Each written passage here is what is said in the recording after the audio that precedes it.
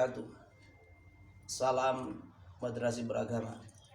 Segenap para pelopor pegiat moderasi beragama di seluruh Nusantara, alhamdulillah pada kesempatan kali ini saya melanjutkan video saya yang sebelumnya sudah ada 4 video. Namun sebelumnya saya mohon maaf, saya beri mukadimah di video yang pertama bahwasanya video yang akan saya kirim ada 4 tema besar. Tapi seiring dan berjalannya waktu, ternyata saya mempunyai ide dan itu terinspirasi dari apa yang telah saya laksanakan sendiri. Oleh karena itu, segenap dewan juri dan segenap pegiat moderasi dan pelopor moderasi beragama di seluruh Nusantara, saya mohon maaf. Mungkin ada sedikit pengembangan dalam video saya. Pada video yang kelima kali ini, saya mengangkat deradikalisasi adalah tindak lanjut dari moderasi beragama. Maksudnya adalah bahwasanya setelah kita memahami makna moderasi dengan benar, kemudian kita sudah membuat generasi yang moderat, selanjutnya kita mengembangkan virus moderasi ke segenap masyarakat, dan selanjutnya adalah action dengan sikap toleransi kita baik antar umat beragama maupun sesama umat yang seagama tetapi beda aliran, seperti kalau dalam Islam Aswaja, Ahlussunnah wal Jamaah dengan Syiah, dengan kaum Wahabi dan sebagainya. Tindak lanjut dari itu semua adalah ada sebuah hal penting yang merupakan kelanjutan dari moderasi beragama, yaitu deradikalisasi. Artinya adalah ketika kita semua segenap pegiat moderasi beragama sudah mempunyai iktikad, keyakinan bahwasanya apa yang kita yakini beragama secara moderat sudah merupakan sesuatu yang hak, sesuatu yang sudah benar di mata Tuhan Yang Maha Esa, maka kita tidak segan-segan untuk berhadapan langsung dengan mereka-mereka yang mempunyai pemahaman keagamaan yang radikal, yang selanjutnya menjurus ke terorisme maupun separatisme. Ingin saya garis bawahi di sini bahwasanya eloknya, seyogyanya, sebaiknya ketika ada salah satu saudara kita yang seagama yang terjangkit virus-virus radikalisme, maka yang lebih elok untuk mengingatkan, sekali lagi mengingatkan untuk kembali ke pemahaman yang moderat adalah saudara mereka sendiri yang seagama. Karena nanti kalau diingatkan oleh mereka-mereka yang bukan seagama, maka akan terjadi sensitisme atau tersinggung, akan membawa konflik antar agama. Tidak dapat dipungkiri bahwasanya moderasi beragama sepemahaman saya sampai saat ini adalah sebuah respon dari Kementerian Agama maupun pemerintah Indonesia terkait ada sekelompok umat Islam yang terjangkit virus-virus ini, yang terjangkit virus-virus itu, virus-virus intoleran, virus-virus radikal dan teroris. Oleh karena itu, pada video kali ini saya ingin mengungkapkan apa yang sudah saya laksanakan, apa yang saya sudah perjuangkan, bahwasanya ketika ada saudara-saudara kami yang beragama Islam, maka kami yang mengingatkan mereka dulu sebelum mereka akhirnya ditegur oleh kelompok atau agama lain. Oleh karena itu, dalam kesempatan kali ini saya membagi tema deradikalisasi menjadi 2, yaitu atau tepatnya 3. Action, bersinggungan langsung dengan mereka-mereka yang terjangkit virus-virus intoleran, bahkan menjurus ke radikal, bahkan ada yang sampai ke terorisme, separatisme. Kemudian yang kedua adalah lewat pencegahan. Pencegahan ini juga lewat action secara langsung menasihati mereka, tetapi lebih cenderung pada sesosok anak yang atau orang yang masih mempunyai pemahaman yang polos, agar mereka tidak terjerumus atau tidak terbawa arus radikalis. Dan selanjutnya adalah pencegahan lewat tulisan-tulisan. Nanti insya Allah akan saya paparkan satu persatu. Segenap pelopor madrasah beragama di seluruh Nusantara, untuk yang pertama adalah action dari kegiatan deradikalisasi yang pernah saya laksanakan. Semoga apa yang saya sampaikan ini bisa bermanfaat dan bisa dicontoh oleh panjenengan atau anda semuanya. Saya ingin cerita lebih lanjut, dan nanti cerita ini merupakan fakta dari sebuah apa yang saya alami, yang saya laksanakan, dan nanti akan diperkuat oleh salah satu saksi mata yang menjadi saksi ikut langsung dalam kegiatan tema itu. Kegiatan ini merupakan sesuatu yang tidak terencanakan. Tepatnya adalah saya di tahun 2008, pada bulan Ramadan tahun 2008, saya oleh Pondok Sumbersari ditunjuk oleh pondok untuk melaksanakan safari Ramadan, yaitu berdakwah selama bulan Ramadan sekitar 21 hari. Ketepatan pada saat itu saya ditempatkan di salah satu daerah di Kecamatan Puncu, Kabupaten Kediri, tepatnya di Desa Satak, lebih tepat lagi di Dusun Ahmad Yani 1 dan Dusun Satak, juga ada namanya Kampung. Merupakan suatu wilayah yang mayoritas pekerja pabrik, dan saya berada di lingkungan di wilayah pabrik kopi, pabrik pengolahan kopi, kemudian juga pengolahan kayu sengon dan macam-macam. Singkat cerita, Satak adalah suatu kampung yang majemuk, dalam arti Islam yang sudah begitu hijau, yang mempunyai pemahaman keagamaan Islam cukup matang ada di sana. Masih ada Islam yang abangan juga masih ada. Ada Islam kejawen yang disebut dengan namanya Darmo Gandul atau Sabto Darmo, yaitu mereka-mereka yang tidak sholat Islam tetapi tidak sholat 5 waktu dan tidak puasa. Itu ada di sana. Juga ada istilah orang kejawen, kepercayaan tidak beragama juga ada. Kemudian juga ada dari kaum Nasrani, juga ada gereja di sana, bahkan termasuk salah satu gereja yang paling tua di Kabupaten Kediri, konon katanya versi mereka. Itu merupakan satu gambaran betapa majemuknya kondisi masyarakat di sana. Berikut adalah sedikit cuplikan video yang ada di menggambarkan kondisi Desa Satak.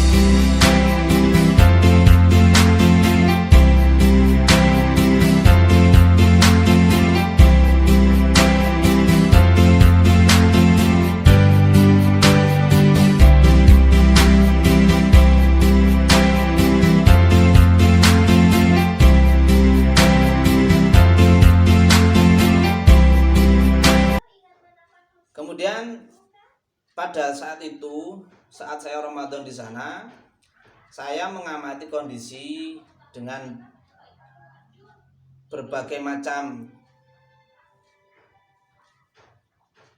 pemahaman keagamaan ada di sana. Saya paham bahwasanya saya berada di satu lingkungan yang menuntut saya untuk berinteraksi secara toleransi. Terlebih saya mewakili pondok pesantren yang harus mengedepankan uswatun hasanah, yaitu dengan cara bisa menjadi pengayom ataupun nanti justru bisa melebur dengan kehendak masyarakat atau kebudayaan masyarakat setempat. Di situ saya memahami bahwasanya ada sekelompok saudara-saudara kami yang terpapar gerakan radikal, Islam radikal, bahkan menjurus ke arah terorisme.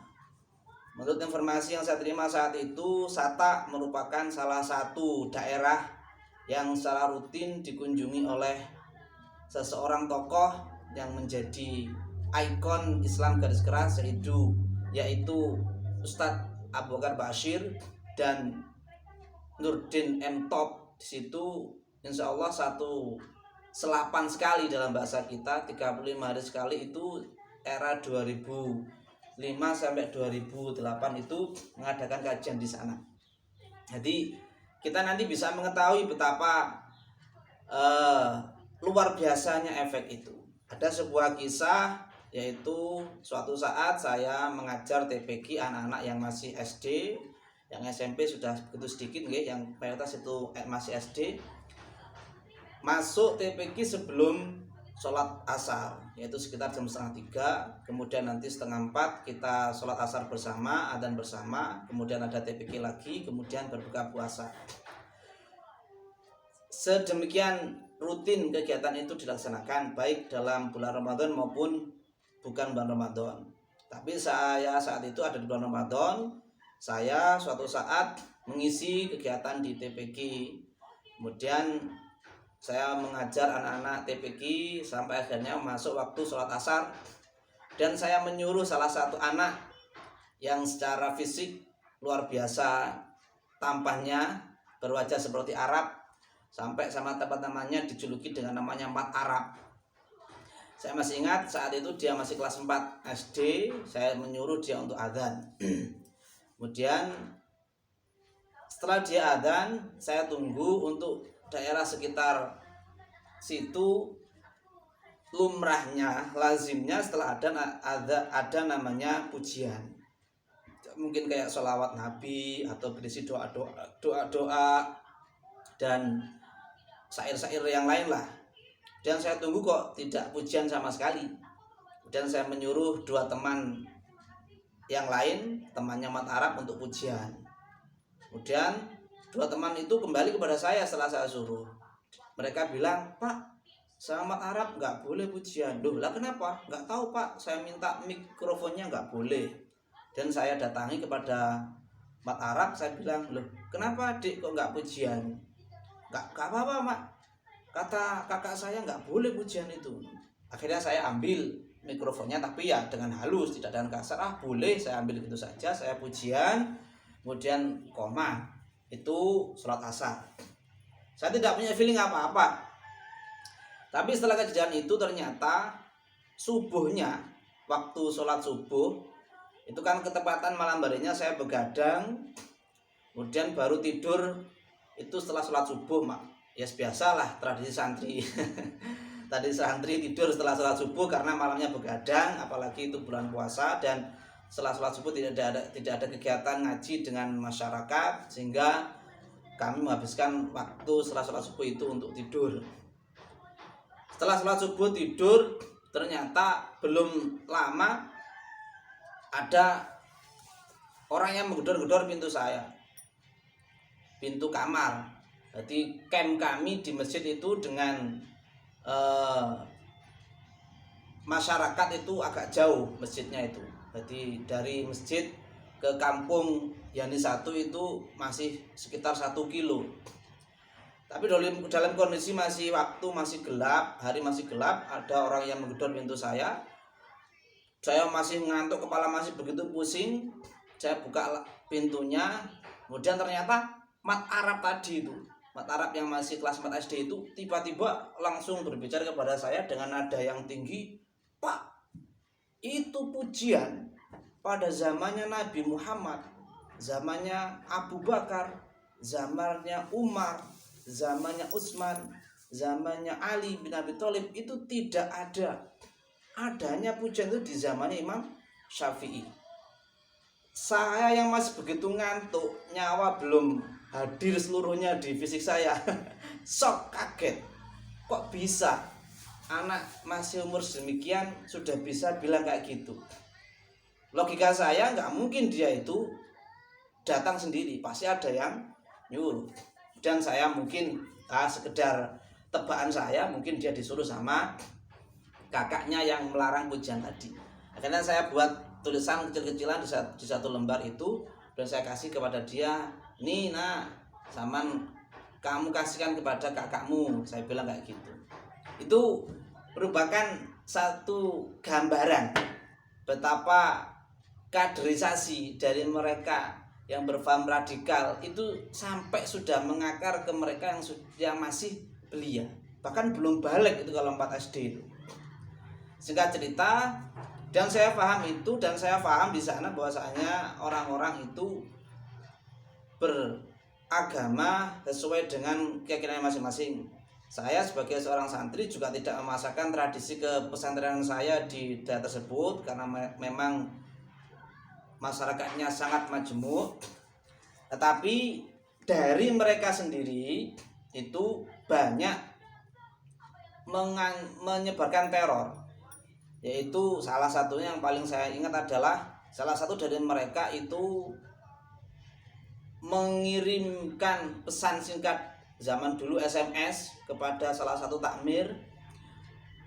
Yang takmir itu kebetulan adalah seorang kiai juga yang bisa ilmu hikmah, kemudian dikirimi diteror dengan kata-kata, saya masih ingat betul kata-katanya adalah, "Ngapain lo sujud ke kiblat padahal lo itu musyrik." Dalam bahasa Indonesia, dalam bahasa Jawa, "Ngapain lu jengking-jengking ke kiblat padahal kamu itu musyrik." Itu dalam bahasa Jawa. Dalam bahasa Jawanya kayak gitu. Sesosok orang yang menteror takmir tersebut itu nanti yang akan saya jadikan bahan deradikalisasi saya. Karena setelah Ramadan selesai, tugas saya di dusun itu selesai, ada salah satu anak dari dusun Satak yang ikut saya ingin mondok di pondok pesantren Darussalam Sumbersari. Tapi sebelum pondok itu masuk, dianya nginap di rumah saya. Pas saat si anak itu sedang nginap di rumah saya, malam hari, suatu malam itu ada sebuah SMS dari orang yang meng-SMS takmir tadi, orang yang sama. Jadi sebenarnya ada satu yang cara mereka untuk menyikapi perbedaan itu terkesan begitu bengis, itu sebenarnya tidak terlalu banyak. Tetapi dari mereka tidak mengingatkan orang itu. Saya contohkan umpama setelah sholat berjamaah, kalau saya setelah sholat itu bersalaman. Dari mereka itu, mereka yang mayoritas itu tidak mau mengawali untuk bersalaman. Tetapi ketika saya mengawali untuk mengulurkan tangan untuk bersalaman, mereka mau. Tetapi ada beberapa orang itu yang walaupun sudah diulurkan tangan untuk bersalaman, mereka tidak mau. Mereka lebih keasikan untuk main HP dan lain sebagainya. Itu menurut saya kan tidak etis, menurut saya itu. Tapi itu sedikit gambaran betapa bengisnya mereka terhadap sesama saudara Islam. Selanjutnya, SMS yang saya terima di malam itu ditujukan kepada anak yang ikut ke pondok itu. Dia ber-SMS, namanya Erik. Jadi anak yang ikut saya itu namanya Erik. Sampai sekarang alhamdulillah saya masih nyambung. Sekarang dia berdomisili di Surabaya. Kemudian dia SMS, "Rik," kayak menyapa gitu di SMS. Kemudian saya baca, ternyata untuk Erik. Saya jawab, Eriknya sudah tidur. Kemudian dianya jawab, "Lah kamu siapa?" "Saya Arwani." Kemudian Dia tanya, oh arwahnya dari Kandangan itu ya, yang kemarin safari Ramadan di Sata. Saya jawab, iya benar. Kemudian dia dengan nada yang begitu sombong mengirimi SMS saya dengan kata-kata yang juga masih saya ingat. Saya itu adalah aktivis tahlil dan yasin. Saya dulu itu adalah aktivis tahlil dan yasin seperti kamu. Tetapi saya itu sekarang sudah sadar Islam yang hakiki itu yang bagaimana. Artinya bagi saya kata-kata semacam itu adalah dia itu seakan-akan merendahkan bahwasanya apa yang saya laksanakan, apa yang dilakukan oleh orang-orang Islam yang berbudaya Jawa seperti tahlilan, yasinan, itu merupakan bukan cerminan Islam yang hakiki. Itu kan menurut saya sebuah kesombongan. Tapi saya menyikapinya dengan cukup santai. Terus kemudian saya jawab, terus kamu ingin apa? Dianya bilang, saya minta dalilnya. Satu,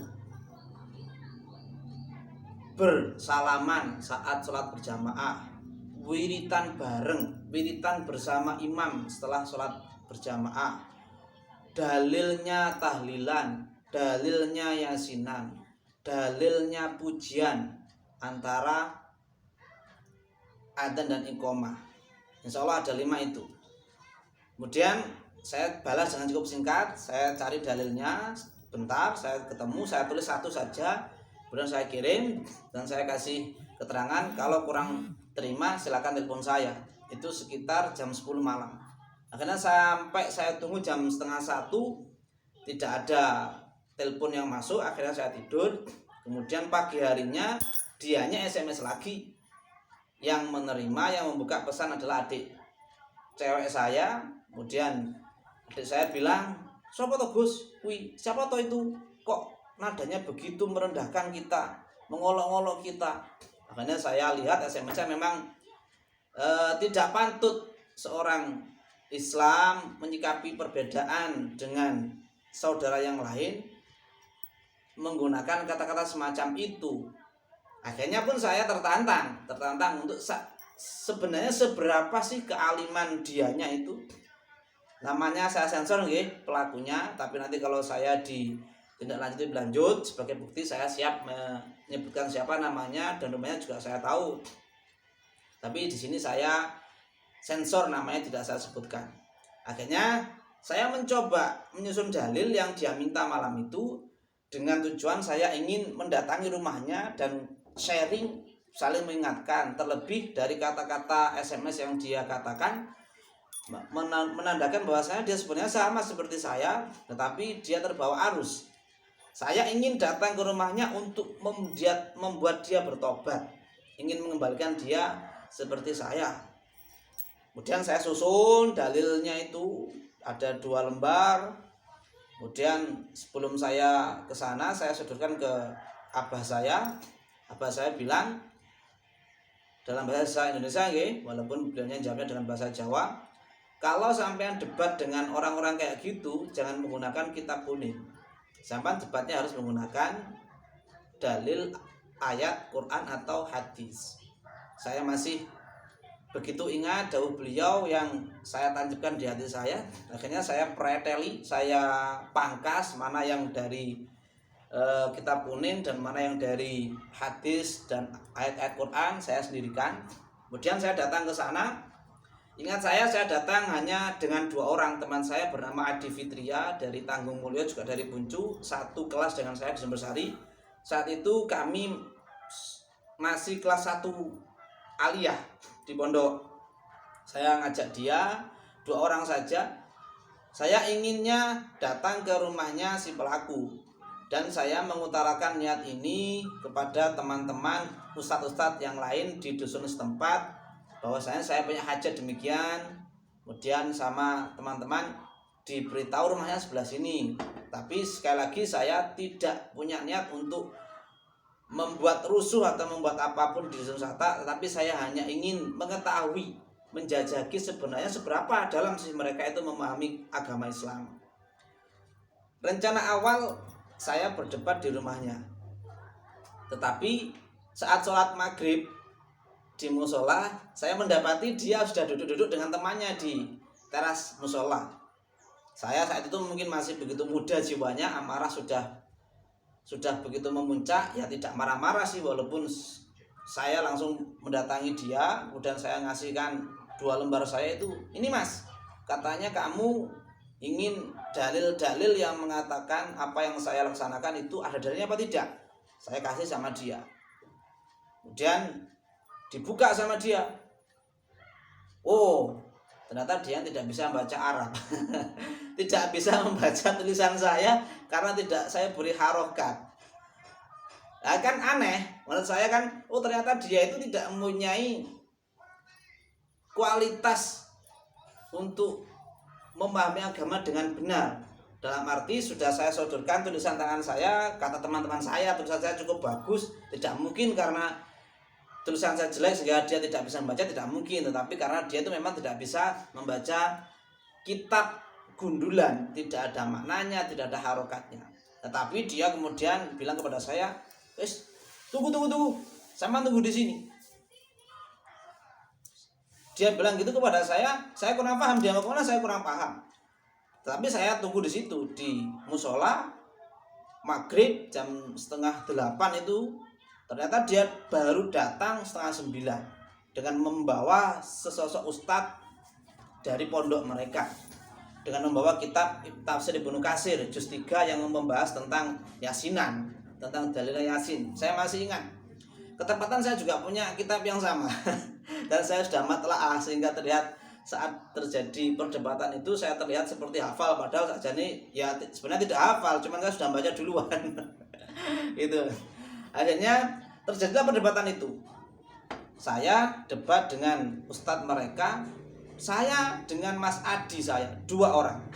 Satu kelas saya itu debat dengan 8 orang yang umurnya lebih tua, bahkan sudah bapak-bapak saat itu.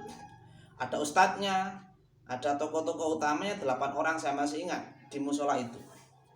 Kemudian setelah perdebatan terjadi setengah jam, ada ustadz dari setempat, dari Dusun Salak sendiri, yaitu Mas Syafi'i, kemudian ada Mas Agus Soib datang untuk mensupport saya agar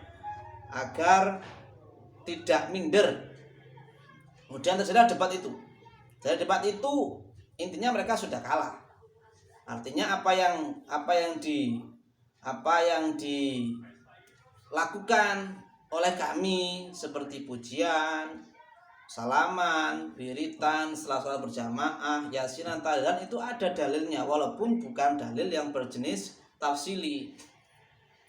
Sudah kondisi semacam itu, ternyata setelah terjadi perdebatan itu saya pulang dan saya tutup dengan kata-kata, sebenarnya saya itu tidak punya kompetensi untuk menyuguhkan dalil-dalil ayat hadis kepada saudara-saudara semua yang ada di sini. Karena saya paham saya adalah seorang santri yang mempunyai keterbatasan keilmuan.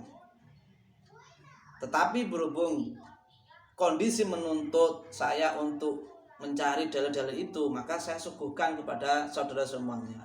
Dan ingin saya sampaikan bahwasanya kita mempunyai pemahaman yang sendiri-sendiri. Tolong kita hormati perbedaan ini. Itu closing statement dari saya pada perdebatan saat itu. Kemudian akhirnya saya pulang itu, kemudian di rumah yang bersangkutan SMS kepada saya yang intinya menggunakan sebuah terjemahan dari sebuah ayat, orang yang beriman itu adalah saudara, maka damaikanlah di antara mereka. Tapi dia SMS hanya menggunakan terjemahannya saja. Dan itu saya jawab, ya saya sebagai saudara sampean seiman juga mohon maaf apabila terjadi kekhilafan dalam ucapan maupun ahwal saya kepada yang bersangkutan. Debat ini sekilas tidak ada efek yang luar biasa. Artinya hanya sekedar mendamaikan di antara kedua belah pihak, di antara terutama mereka agar menerima tradisi keislaman yang ada di sekeliling mereka. Tetapi ternyata di balik itu semua ada satu kondisi yang tidak saya tahu. Saat debat itu saya baru tahu itu setelah 1 minggu debat, saya ke sana, kesetak lagi. Kemudian sama Mas Syafi'i itu saya diberitahu bahwasanya beliau bilang, "Gus, setelah sampai debat itu ada peristiwa rame-rame." Loh, emangnya ada apa? itu ternyata ada orang-orang satu kampung yang mendengarkan debat saya di belakang musola untuk mendengarkan hujah-hujah saya, agar mereka itu meyakini bahwasanya apa yang mereka laksanakan itu tidak ngawur, ada tendensi dalil syariatnya.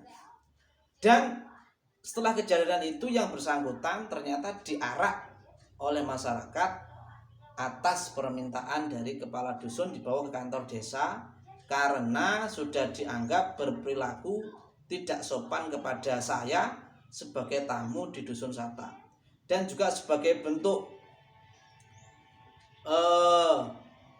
untapan kayak rasa yang terpendam begitu dalam karena beberapa masyarakat sudah geram dengan dia yang bersangkutan karena bersifat intoleran.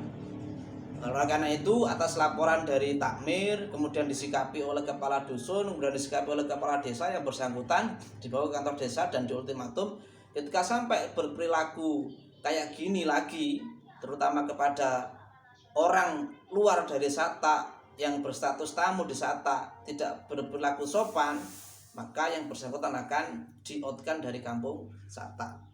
Setelah itu, gerakan mereka yang bersifat radikalisme, intoleran dan macam-macam, alhamdulillah perlahan sudah tidak begitu banyak seperti zaman dulu. Pada zaman dulu 2008 itu mereka itu begitu gencar dan banyak masyarakat yang tertarik sama mereka, terlebih mereka mempunyai program di pondok mereka yang begitu menggiurkan, yaitu program hafalan Quran dan juga tidak membayar sama sekali.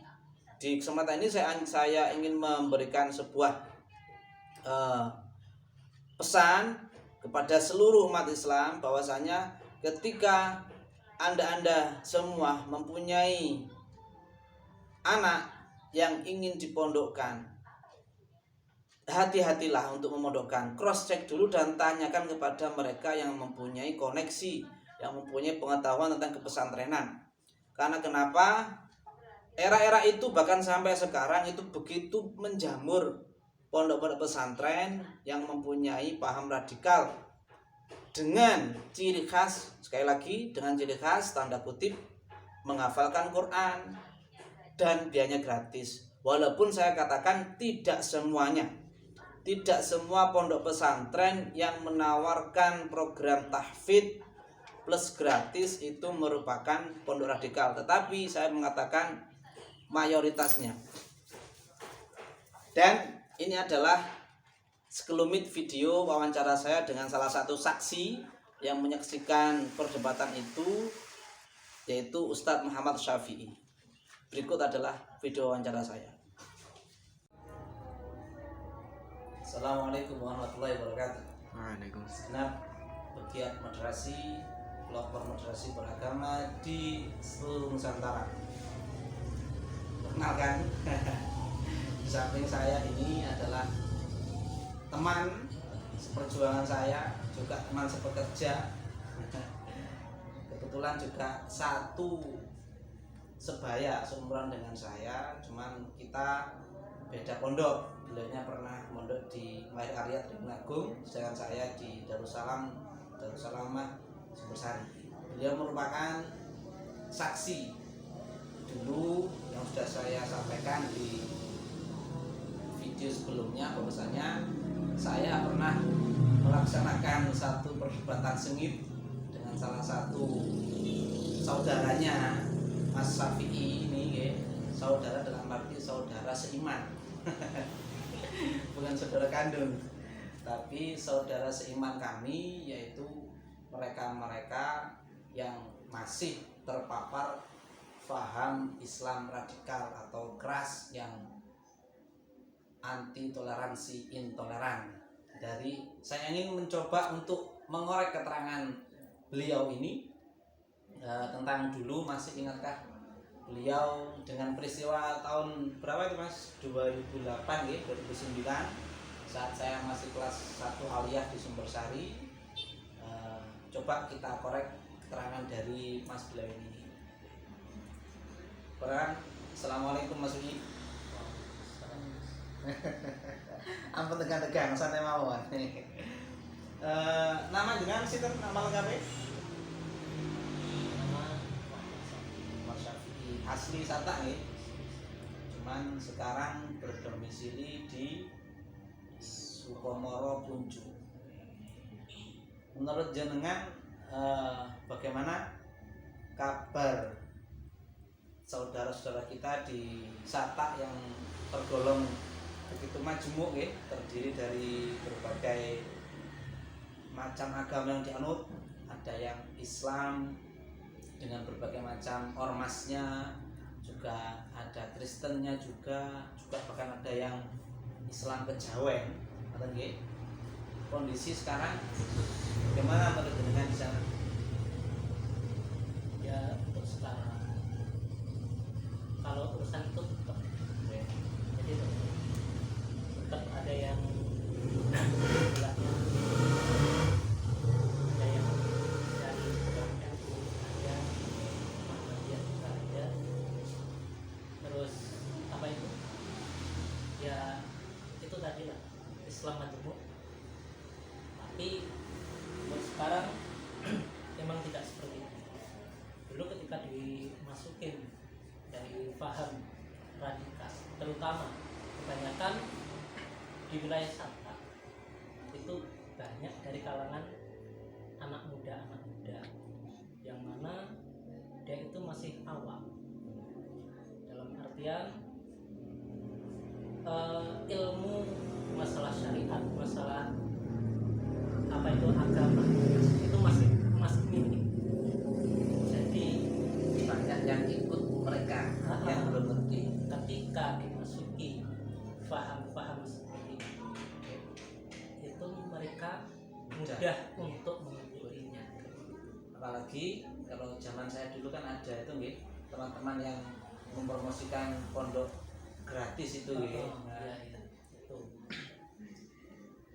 Terus makanya ketika apa itu di tahun berapa itu? Sekitar 2009 ya, 2008 2009 itu anak-anak muda terutama yang baru mengenal masalah agama, apalagi dimasuki paham-paham dari garis keras, dia itu langsung berpikir bahwasanya apa yang tidak sepaham dengan apa yang dia pelajari itu tidak benar. Dalam artian tidak benar itu menurut mereka itu menyelewengkan. Sesat lah mereka gitu nggih. Iya, itu ya menurut mereka itu Islam yang tidak benar. Dengan anjuran Rasul. Ya, Saya ingin sedikit mengorek keterangan dari jenengan. Saya itu masih ingat ada salah satu rencang seperjuangan kita dulu, ada yang mengatakan bahwasanya di Satak itu era-era itu era saya di sana 2008-2009 itu, apakah di Satak itu memang benar dijadikan sebagai tempat pengajiannya Abu Bakar Basir dan teman-teman itu. Katanya M-Top juga pernah nginep di Satak. kemungkinan ya masalahnya, tapi dulu yang pernah apa itu terdengar kabar itu malah di daerah Jomblang. Dari daerah Jomblang di situ akhirnya terungkap bahwasanya Abu Bakar Basir baik maupun Anto itu pernah kesana ya di situ. Akhirnya dari pihak kepolisian juga pihak desa itu menentukan nama-nama yang dijadikan DPO. Jadi teman-teman di Satak ada yang dijadikan DPO gara-gara itu, gara-gara mungkin ikut mengakomodir Abu Bakar Basir dan teman-temannya itu. ya. Bahkan dulu saya pernah punya info kabar bahwasanya apakah benar salah satu penduduk Satak yang katanya sempat pernah terbunuh oleh Densus 88 di sekitar dusun Daringan, apa betul itu dari orang Satak? Belum pernah dengar. Saya rasa malah yang saya tahu ya, yang ketangkap itu ada yang dari daerah sebelah sini. Karena kegiatan terorisme itu radikalisme. Dan pusatnya kan ada di Gadungan. Akhirnya Gadungan kan sempat ditutup. Pondoknya, pondok Ya, itu pondoknya. pondok Darul Manar itu dulu nih. Ya. Tapi alhamdulillah kita berjalan sampean ketika itu. Jadi dari pihak ketakmiran pertama, terus dari pihak desa, terus dari pihak pemuda-pemuda dari kan itu dia bisa menentang kegiatan-kegiatan yang dilakukan dari mereka. Gitu.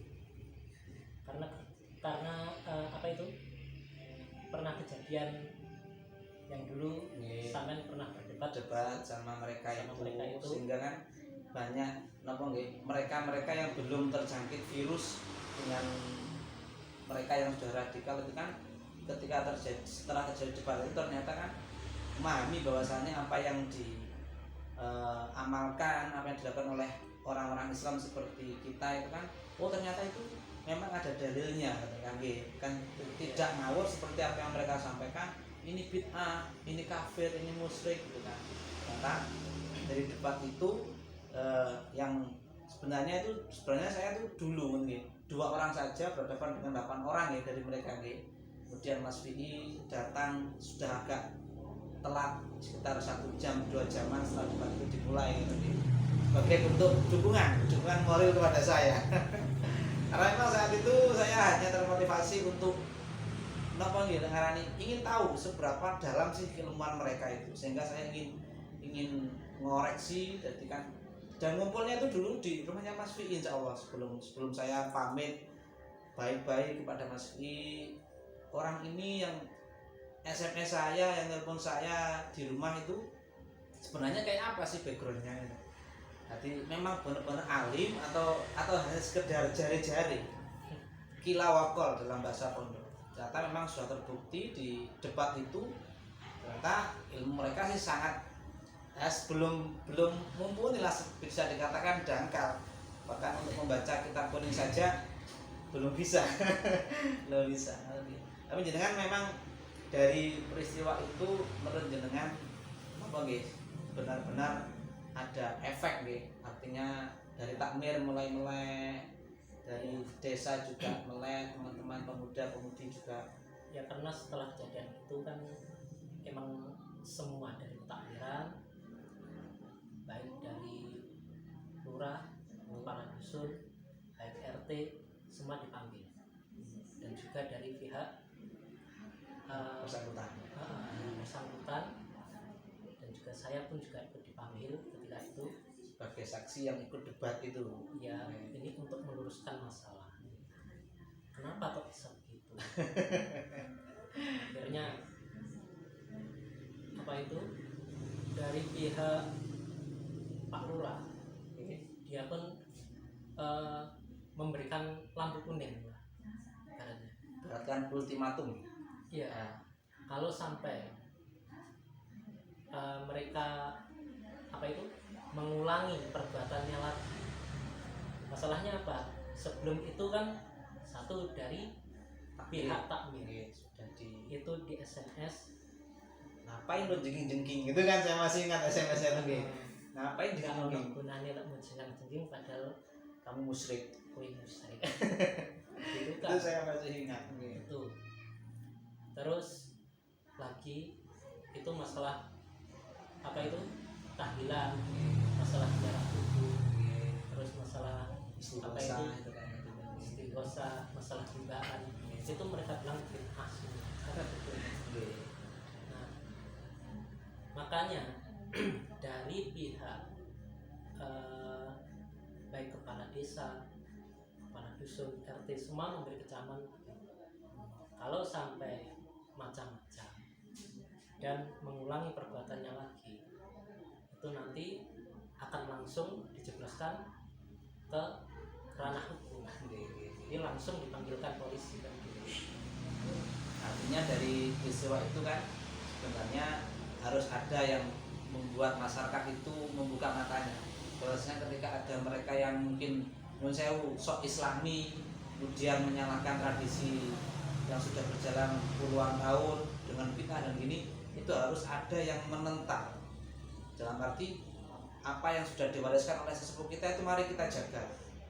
Setelah nanti ada yang memulai menentang mereka-mereka yang bahasa kita itu takfiri, mengkafirkan orang lain, baru nanti pemerintah setempat yang harus mengambil tindakan yang memang yang berwenang untuk memberi hukum. Cuman yaitu harus dimulai dengan ada seseorang yang mengawali bahwasanya yang menjaga tradisi yaitu adalah mereka-mereka yang paham agama, yang memang benar-benar memiliki hak untuk berbicara tentang agama. Kalau menurut Yai Said yaitu mereka-mereka yang benar-benar mengajar di belajar dan mungkin juga mengajar di pondok pesantren, seperti seorang dokter yang memang kuliah fakultas kedokteran, membuka praktek kedokteran karena memang sudah punya ijazahnya. Begitu juga teman-teman dari santri semuanya berbicara tentang agama itu juga kita yang dari santri. Jangan pernah takut, baik dari mereka yang alumni Timur Tengah, belum pasti tingkat kealimannya itu bisa mengalahkan kita santri yang ada di Indonesia. Atau naswi ya. Matur suwun naswi, sekian atas waktunya. Assalamualaikum warahmatullahi wabarakatuh.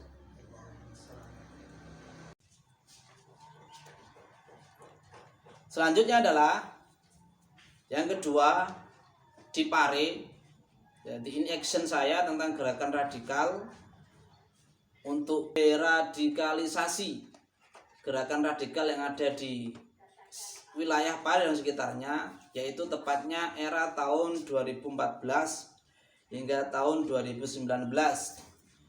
Ini merupakan satu usaha saya yang begitu berat, lebih berat daripada yang pertama tadi yang langsung bersinggungan dengan mereka, tetapi ini merupakan sebuah gerakan yang begitu terstruktur dan begitu lembut sehingga banyak sekali orang-orang maupun teman-teman saudara-saudara saya yang terbawa arus kegiatan ini. Apa itu? Yaitu menjamurnya majelis sholawat yang mempunyai misi perekrutan kader-kader Islam radikal, dan majelis sholawat ini langsung terhubung dengan salah satu ormas Islam di Indonesia yang sudah dicap pemerintah menjadi ormas yang terlarang karena mempunyai sikap intolerannya dan radikalnya. Tepatnya adalah tahun 2014 di bulan Maret di dusun kami. Insya Allah majelis sholawat itu terkenal di Pare. Sebelumnya sudah terkenal di wilayah kota Kediri, tapi majelis sholawat itu terkenal di Pare setelah pemuda-pemuda di kampung saya mengundang majelis sholawat itu. Apalagi majelis sholawat itu dipimpin oleh seorang habaib, seorang dzurriyyah Rasulullah. Nanti di sini saya terangkan bahwa saya sekali lagi di sini saya sampaikan, saya bukan seseorang yang anti sholawat. Saya juga bukan seseorang yang membenci dzurriyyah Rasulullah. Ingin saya garis bawahi, saya tidak ikut kepada majelis itu. Bukan berarti saya tidak menghormati dzurriyyah Rasulullah. Saya mempunyai kaidah sendiri bahwasanya menghormati tidak harus mengikuti. Dalam bahasa taklim, al-hurmatu khairum minat ta'ah. Karena saya paham bahwasanya majelis sholawat itu dalam kajian-kajiannya, dalam kegiatan sholawatnya, mereka selalu membenturkan antara dzurriyyah Rasulullah dengan para kiai dan gus. Ini bagi saya merupakan sesuatu yang tidak etis. Karena kenapa? Akan sangat berdampak negatif yang begitu besar jika dzurriyyah Rasulullah dan para kiai dan para gus selalu dibenturkan. Saya sangat sering mendengar dari para pengikut mereka mengatakan, mendoktrin kepada teman-teman yang belum ikut mereka dengan kata-kata, kamu tidak perlu ikut kepada wejangannya kiai dan gus karena mereka tidak punya jaminan ke surga. Tetapi kalian wajib ikut kepada para habaib, kepada dzurriyyah Rasulullah, karena mereka dijamin masuk surga, karena mereka mempunyai darah Rasulullah. Ini merupakan bagi saya kata-kata pembodohan tentang akidah Islam. Tidak ada satupun hadis yang mengatakan dzurriyyah Rasulullah itu terjamin masuk surga. Kata-kata ini bukan untuk merendahkan mereka, tetapi kita harus fair bahwasanya memang tidak ada satu hadis pun, satu dalil nas yang mengatakan seluruh dzurriyyah Rasulullah SAW itu terjamin masuk surga. Itu majelis sholawat merupakan perekrut yang begitu ulung. Selain karena memang kegiatannya bersifat radikal, walaupun tidak bersifat radikal, banyak kejanggalan-kejanggalan yang saya temukan, yaitu tentang ketika ada salah satu pengikut dari mereka, para lovers mereka, para fans mereka, sholawatan, setelah pulang dari sholawatan itu mabuk-mabukan. Itu saya seakan-akan berontak, kenapa sih kok sholawatan kok ada yang kayak gitu? Apa tidak dinasihati sama pemimpin mereka? Dan itu bukan satu atau dua anak, bahkan ada satu kampung itu yang hampir semuanya, bahkan termasuk grup hadroh yang ikut menjadi grup sholawat yang di bawah bimbingan mereka, itu personelnya itu mabuk-mabukan setelah sholawatan. Itu bagi saya kok tidak masuk akal gitu. Tidak ketemu di akal saya kok sampai demikian sholawatan. Dan yang kedua adalah juga ketika kegiatan sholawat itu dilaksanakan setiap hari, maka jam ngaji bagi teman-teman, terutama teman-teman yang ngaji sama saya, itu akan terbengkalai. Dan itu bagi saya merupakan efek yang paling buruk karena akan digerus keilmuan mereka. Kualitas keilmuan mereka akan tidak meningkat karena tidak ikut ngaji di pesantren, dan mereka akan terus dicekoi dengan doktrin-doktrin yang menurut saya itu ngawur, yaitu dengan pembenturan, kemudian mengajak kegiatan yang berjenis toleran. Bahkan sekali lagi di sini saya sampaikan, ini adalah cerita real. Saya mempunyai salah satu, sebenarnya kalau saya katakan murid, dia tidak murid, tetapi dia itu ngaji sama saya sejak aliyah, kemudian bahkan sampai ngampus, dia ngambil jurusan bahasa Arab, sampai yang membuatkan skripsi yang berbahasa Arab adalah saya. Dalam waktu 17 hari sekitar 70 halaman skripsi bahasa Arab rampung, saya yang ngerjakan. Itu yang bersangkutan awal-awal ikut majelis itu, dengan bangganya dia bercerita kepada saya bahwasanya si pimpinan majelis dan dia sendiri mendukung namanya ISIS. Dan dia berkata kepada saya, katanya ISIS itu adalah kelompok yang akan keluar di akhir zaman yang dijanjikan oleh Rasulullah. Dilihat dari mananya? Dilihat dari pakaian atribut mereka yang serba hitam. Dan dia menerjemahkan itu dengan kata-kata sawadul a'dham. Kata-kata sawadul a'dham itu bagi dia itu diarahkan ke atribut ISIS yang berbaju serba hitam. Saya hanya batin, saya hanya berpikir di pikiran saya, masa anak jurusan bahasa Arab tidak tahu mana sawadul a'dham yang bermakna hakiki dan juga bermakna majazi? Atau sebenarnya apa sih makna sawadul a'dham itu? Masa diartikan sebagai ISIS yang berpakaian serba hitam? Itu saya hanya sekedar batin karena saya menjaga perasaannya. Kalau saya debat itu nanti ya terlalu sepele bagi saya untuk mendebat dia. Akhirnya dari kegiatan itu, majelis itu terjadi laporan-laporan, dan saya masih ingat ada satu kegiatan majelis di Kecamatan Badas, yaitu karena kami dari teman-teman yang di sekitar Paris di sini masih samar-samar sebenarnya majelis ini arahnya mau dibawa kemana. Tapi kalau di kota Kediri itu sudah begitu terkenal bahwasanya majelis sholat ini berafiliasi terhubung langsung dengan salah satu ormas, bahkan sempat langsung konfrontasi dengan Masyaikh Lirboyo. Tetapi saat mereka itu tampil di sekitar Pare itu mereka tidak menunjukkan hal itu. Akhirnya oleh teman-teman disepakati diuji sebenarnya hakikat dari pemimpin majelis sholawat itu kemana arahnya, yaitu dengan cara gimana. Di salah satu kesempatan bersolawat itu dipasanglah fotonya Al-Mahfullah Kiai Haji Abdurrahman Wahid yang merupakan tokoh yang paling mereka benci. Nanti kita lihat responnya dari pimpinan mereka. Ternyata memang ketepatan di majelis sholawat itu dipasanglah fotonya Gus Dur.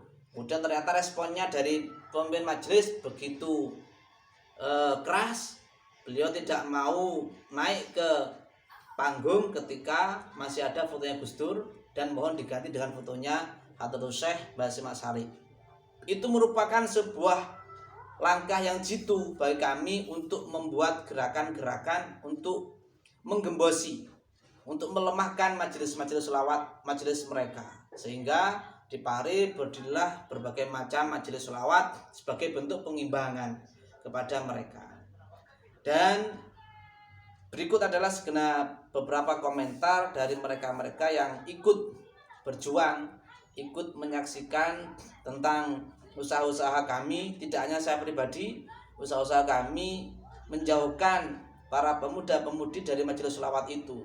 Momen-momen itu tidak hanya saya sampaikan saat ngaji kepada teman-teman yang masih muda-mudi, tapi dalam berbagai macam kesempatan saat ngaji kepada ibu-ibu muslimah, saat ada momen-momen undangan-undangan di walimah juga saya sampaikan untuk menjaga anak mereka dari majelis sholawat itu. Berikut adalah beberapa komentar dari salah satu teman kami. Assalamualaikum warahmatullahi wabarakatuh. Perkenalkan, nama saya Muhammad Ribu Gufron. Kegiatan sehari-hari saya yaitu sebagai santri di Pondok Pesantren Mazhuratul Ulum Blumurejo, Kandangan, Kabupaten Kediri, Asuhan Agus Muhammad Arwani. Selain itu, kegiatan sehari-hari saya yaitu sebagai pembina ekstrakurikuler di bidang keagamaan di salah satu sekolah dasar di Kecamatan Kandangan. Baik, pada kesempatan kali ini saya akan bercerita sedikit tentang pengalaman saya tentang majelis sholawat. Sekitar tahun 2017-2018 telah bermunculan beberapa majelis sholawat yang mana majelis tersebut langsung dipimpin oleh para habaib. Namun seiring berjalannya waktu, ada beberapa majelis yang bukan hanya mengisi majelis tersebut dengan sholawatan dan dakwah menyebarkan agama Islam, tapi ada maksud-maksud tersembunyi. Hal itu juga sering disampaikan ketika saya ikut pengajian Agus Muhammad Arwani, bahwasanya ada tujuan lain selain berselawat. Hal itu dibuktikan pada tahun 2019 pada waktu itu, yaitu pemilihan presiden, bahwasanya ada salah satu majelis yang mengajak jamaahnya untuk condong pada satu capres, yang mana di dalam capres tersebut pendukungnya itu berafiliasi, didukung oleh beberapa partai yang berafiliasi pada Islam garis keras atau ekstremis. Agus Muhammad Arwani juga sering menyampaikan bahayanya ekstremisme, radikalisme di beberapa forum pengajian. Pada kesempatan itu juga digunakan untuk membentengi khususnya pemuda-pemudi yang saat ini menggemari sholawat. Beliau juga selalu menyampaikan bahwasanya harus selektif ketika memilih majelis sholawat, karena pada dasarnya ada majelis sholawat yang punya maksud tujuan lain yang seperti saya sampaikan tadi, mengajak para jamaahnya untuk terjun atau ikut dalam misinya, yaitu memperkenalkan Islam atau radikalisme, istilahnya garis keras. Begitu yang bisa saya sampaikan. Sekian dari saya. Wassalamualaikum warahmatullahi wabarakatuh. Assalamualaikum warahmatullahi wabarakatuh. Perkenalkan, nama saya Muhammad Mahfud Anwar. Saya merupakan mahasiswa di kampus Universitas Negeri Malang. Saya berasal dari Kediri. Saya sekaligus juga santri dari guru dan juga kiai saya, yaitu Bapak Arwani. Nah, tentunya banyak ilmu dan juga pengalaman yang saya dapat ketika saya berguru menuntut ilmu, thalabul ilmi dengan beliau Bapak Arwani.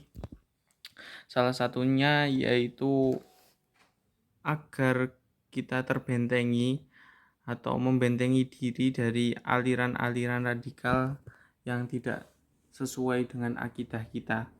Perlu kita ketahui bahwasanya di Malang, tentunya kota orang, tentunya banyak aliran-aliran radikalisme yang tidak sesuai dengan akidah kita. Nah, oleh sebab itu dulu saya pernah ngaji dengan beliau Pak Arwani dengan kitab Isatul Murahik, dan salah satu isinya yaitu yang sampai saat ini saya pegang, yaitu kita harus waspada dengan aliran-aliran yang baru, apalagi aliran-aliran yang biasanya mengatasnamakan sahabat-sahabat Nabi atau hafalan Al-Quran gratis dan lain sebagainya. Itu kita harus cross check benar-benar sanad dan juga qadimul majelisnya atau pondoknya. Nah, namun ketika saya ngaji bersama beliau Bapak Yai Arwani, tentunya beliau tidak mendoktrin santri-santrinya untuk benci dengan siapapun, habaib atau qadimul pondok ataupun siapapun. Namun yang harus diwaspadai santri-santrinya dengan adanya aliran-aliran keras yang intinya bertentangan dengan akidah Ahlussunnah wal Jamaah. Oleh sebab itu beliau mengarang kitab yaitu Isatul Murahik itu, kemudian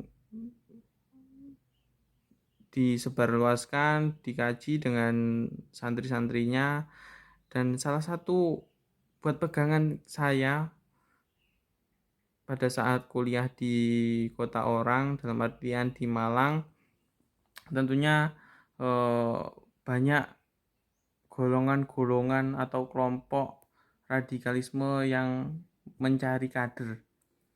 Nah, namun saya ingat pesan beliau Pak Arwani pada saat ngaji kitab Isatul Murahik. Salah satunya juga kita harus golongan kita Ahlussunnah wal Jamaah. Selain pada itu juga kita harus mewaspadai aliran yang baru-baru muncul di akhir-akhir tahun ini, seperti itu. Namun juga kita harus benar-benar cross check jika ingin mengikuti aliran-aliran yang tidak sepaham. Kita harus ngecek khotimulnya, ngecek siapa pendirinya, seperti itu. Tentunya banyak hal yang saya dapatkan ketika saya ngaji dengan Pak Arwani. Tentunya banyak ilmu buat tameng saya pada saat masuk di dunia perkuliahan, di dunia kampus. Terima kasih, sekian dari saya. Wassalamualaikum warahmatullahi wabarakatuh. Segenap pelopor moderasi beragama di seluruh Nusantara pada era tahun 2014 hingga 2019, yaitu periode pertama Bapak Presiden Jokowi menjadi presiden di negara kita, menurut pengamatan saya pada saat-saat itu merupakan tahun yang begitu menegangkan karena banyak sekali kegiatan-kegiatan keagamaan yang dibungkus atau dijadikan bungkus untuk menarik massa, untuk mencari simpatisan dalam kepentingan politik, baik nanti kepentingan politik sebuah partai ataupun kepentingan suatu hal yang besar, yaitu berdirinya negara khilafah di Indonesia. Seperti yang kita tahu sendiri bahwasanya era saat itu 2018 insya Allah tepatnya, Hizbut Tahrir baru saja dibubarkan. Berarti ada 4 tahun pertama Hizbut Tahrir Indonesia atau HTI itu begitu leluasa melaksanakan kegiatan yang sebenarnya sangat-sangat jelas mempunyai tujuan untuk merongrong NKRI. Tak terlepas dari itu semuanya, majelis sholawat yang sudah saya sampaikan sebelumnya dijadikan sebagai sebuah ajang untuk mencari kader, terutama dari golongan kami kaum Nahdliyin, para pemuda-pemudi yang saat itu begitu terkesima oleh sosok Habib Syekh dengan sholawatnya Al-Habsyi. Kemudian kegiatan Habib Syekh itu dicontoh oleh oknum-oknum, sekali lagi saya katakan oknum-oknum habaib yang mempunyai misi yang selaras dengan HTI atau jenisnya itu. Pada era-era itu juga saya secara militan terjun ke dalam kajian-kajian, walaupun ada sebagian yang tidak bisa saya dokumentasikan, tapi pada kesempatan ini akan saya sampaikan. Saya sempat mendokumentasikan beberapa kegiatan saya. Yang pertama adalah tahun 2018 saya ditunjuk sebagai salah satu pemateri Diklatsar, pendidikan dan latihan yang dilaksanakan oleh Banser yang saat itu sekaliber tingkat Kabupaten Kediri yang kebetulan bertempat di dusun saya.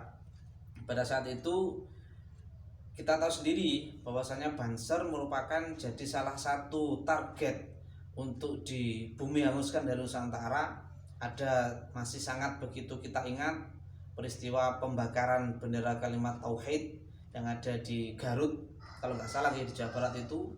Kemudian ternyata itu sudah terstruktur, yaitu dengan cara untuk sengaja untuk mencemarkan nama baik Banser, bahwasannya Banser seakan-akan sebagai orang Islam yang berani membakar bendera tauhid. Oleh karena itu dalam diklat itu selain nanti dilatih untuk teknik bela diri, juga untuk skill pengamanan, baik pengamanan pengajian keislaman maupun pengamanan gereja. Dalam hal itu juga saya sampaikan tentang pentingnya kegiatan deradikalisasi, dan juga saya suguhkan bahwasanya teman-teman Banser menjaga gereja, menjaga pengajian-pengajian yang memang tidak mempunyai misi politik, itu merupakan sesuatu yang legal secara syar'i, sangat-sangat dibenarkan. Terlebih kita berada di Nusantara, semua ulama di Indonesia yang berfaham wasatiyah, yang berfaham moderat, tidak ada satupun yang mengharamkan sesosok Banser menjaga gereja ataupun tempat ibadah umat lain.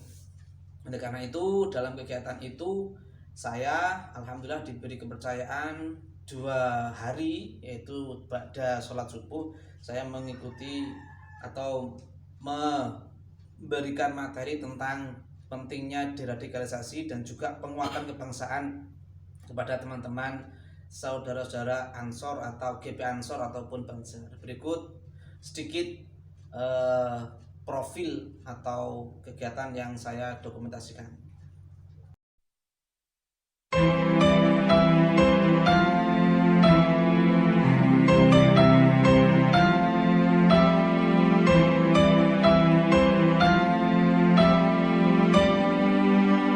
Kemudian selanjutnya pada tahun 2019 saya alhamdulillah diberi kepercayaan oleh salah satu teman dari anak cabang apa itu namanya nggih bahasane dalam KN1 itu IPNU dan IPPNU level Kecamatan Badas.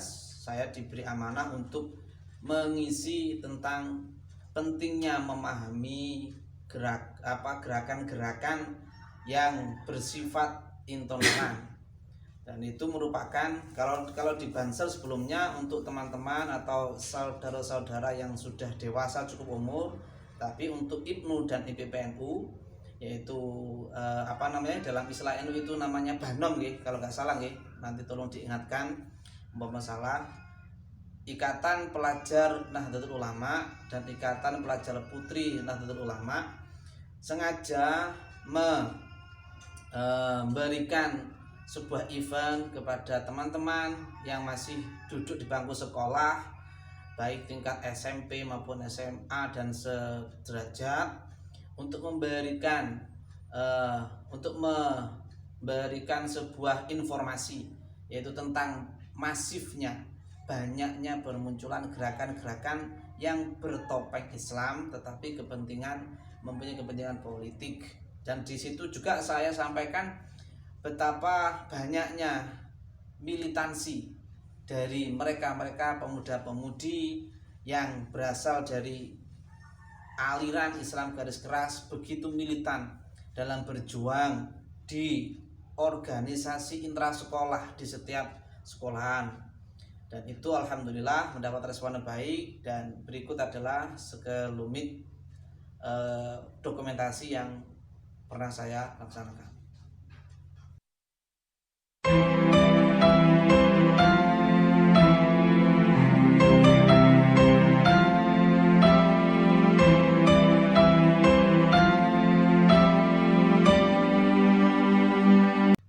Segenap pelopor moderasi beragama.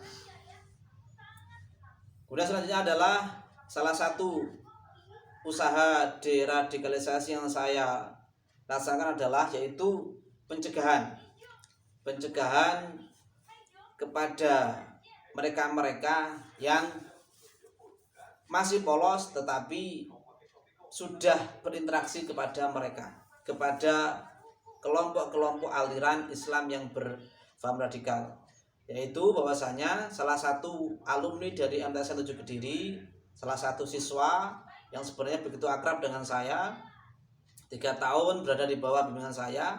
Setelah tamat sebenarnya dia ingin ikut saya di rumah, tetapi karena dari ibu kandungnya menghendaki dia mondok di Bogor, tetapi karena mungkin saya mempunyai sifat respek kepada anak didik saya paham daerah Jawa Barat itu merupakan banyak berkeliaran pondok-pondok yang bernuansa Islam garis keras. Akhirnya saya coba untuk bermusyawarah kepada si ibu dan saya bertanya, pondoknya apa Bu? Pondoknya ini Pak. Kemudian saya cek kepada salah satu senior saya, pimpinan Aswaja Center Kabupaten Kediri, ingin meminta profil pondok tersebut. Kemudian saya dikasih informasi, saya sampaikan kepada si ibu, saya bilang kepada ibu, ini pondok yang mau dipondoki anak jenengan adalah pondok yang gini. Nanti itu berbahaya untuk anak jenengan. Saya bilang kepada beliau. Dan beliau dengan respek, dengan santai menjawab, gak apa-apa Pak, yang penting saya cari yang gratis. Saya masih ingat, dan saya sekali lagi tidak mau dibenturkan dengan kedua orang tua dari murid saya, karena saya paham hak orang tua itu lebih besar daripada hak seorang guru. Saya pun dengan berat hati sebenarnya melepaskan si anak didik saya itu untuk mondok, tetapi dia saya suruh untuk mengontak saya ketika memang ada waktu longgar. Dan tepat seperti apa yang saya prediksikan, saya masih ingat dia mondok di sana itu bulan Syawal, tepatnya di puasa hari raya Kupat. Kalau dalam tradisi kami itu hari raya ke-7 dia berangkat ke sana. Sampai di sana saya bertanya kepada dia, ngaji apa di situ Le? Dia bilang ngaji pilpres Pak. Ngaji pilpres itu gimana? Diajak membahas urusan politik. Ngajinya ngaji tafsir Ibnu Katsir, tapi yang diomongkan bahas politik, bahas kecurangan pemerintah, bahas kecurangan Pak Jokowi, bahas macam-macam sebagainya, dan diajak untuk berdemo.